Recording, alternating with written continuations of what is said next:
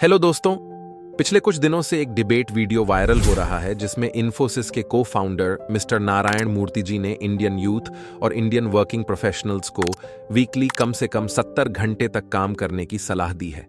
उनका मानना है कि इंडियन इकोनॉमी को अगर तेजी से आगे बढ़ाना है तो इंडियन यूथ को वीकली कम से कम 70 घंटे काम करने की जरूरत है। तो चलिए जानते हैं इसको कि क्या ये वीकली 70 घंटे काम करना इंडिया में पॉसिबल है या नहीं।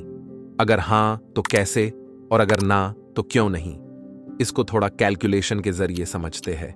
एम्प्लॉई को वीकली 70 घंटे काम करने के लिए 10 घंटे प्रतिदिन काम करना जरूरी है, और वो भी विदाउट एनी वीक ऑफ।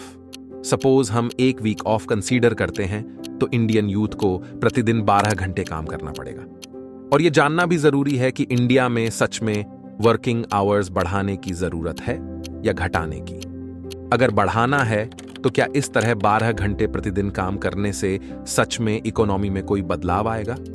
चलिए हम इंडिया के वर्क कल्चर की तुलना दुनिया के कुछ डेवलप्ड कंट्रीज से करते हैं, जैसे कि USA, Canada, United kingdom, other European countries की, जहां 2 दिन वीकली ऑफ रहता है। अगर हम हमारे पड़ोसी देश चाइना की बात करें तो वहां भी इंडिया जैसा ही वर्किंग कल्चर है। एडिशनली मेन मुद्दा तो ये है कि अगर इंडियन यूथ रेडी है 12 घंटे प्रतिदिन काम करने के लिए, तो क्या सब इंडियन कंपनीज रेडी है उनको ज्यादा सैलरी देने के लिए और अच्छा वर्किंग एनवायरनमेंट देने के लिए, जहां एम्प्लॉइज 12 घंटे इफेक्टिवली काम कर पाए। इसको एग्जाम्पल के तौर पर समझते हैं। अगर एम्प्लॉई को दिन के 12 घंटे काम करना है तो उसे घर से कम सुबह 6 या 7 बजे निकलना पड़ेगा, तब जाके वह कंपनी में 8 बजे पहुंच पाएगा। कंपनी में 12 घंटे ड्यूटी करने के बाद शाम को 8 या 8:30 बजे घर जाने को निकलेगा, तब जाके 10 या 10:30 बजे वो घर पे पहुंचेगा।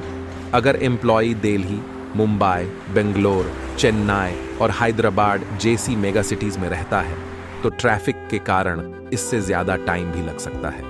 अब बचे हुए रात के 10:30 से सुबह के 6:30 बजे तक के 8 घंटे के टाइम मैं इंडियन यूथ क्या क्या करेगा?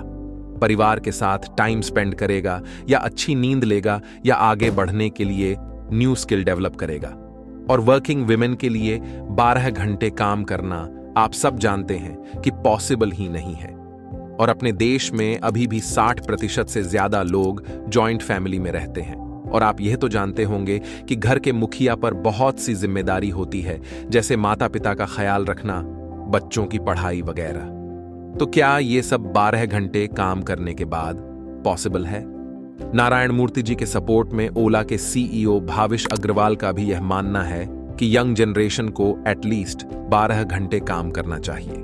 वही JSW स्टील के MD सज्जान जिंदल का भी कहना सेम ही है कि इंडियन यूथ को इंडिया को आगे बढ़ाने के लिए कड़ी मेहनत करनी होगी। इसके लिए उन्होंने Indian prime minister Narendra Modi ji का उदाहरण दिया, जो कि अपने रूटीन जीवन में रोज 12 से 14 घंटे काम करते हैं। बेंगलुरु स्थित कार्डियोलॉजिस्ट मिस्टर दीपक ने नारायण मूर्ति के 70 घंटे वर्किंग की आलोचना की और कहा कि हर रोज 12 घंटे काम करने से आने वाले दिनों में इंडियन यूथ में हार्ट रिलेटेड प्रॉब्लम्स होने के चांसेस बढ़ सकते हैं। कुल मिलाकर इस टॉपिक का कंक्लूजन पॉजिटिव भी है और नेगेटिव भी। लेकिन हमारा मानना है कि हमें वर्किंग आवर बढ़ाने से ज्यादा ध्यान एम्प्लॉई की प्रोडक्टिविटी बढ़ाने में देना चाहिए। इंडिया भी चाइना की तरह प्रतिदिन 8 से 9 घंटे काम करके भी प्रोडक्शन बढ़ा सकते हैं, क्योंकि आखिर में बैलेंस्ड लाइफ जीने का हक सभी को है, न कि केवल गद्धों की तरह काम करना। बैलेंस्ड लाइफ का मतलब होना चाहिए 8 hour time for productive working, 8 hour time for sleeping and 8 hour for travelling, family time and learn new skill. आपकी इस बारे में क्या राय है, हमें कमेंट करके बताएं। प्लीज वीडियो को लाइक करें और लाइफ स्पैन लर्निंग को सब्सक्राइब करें।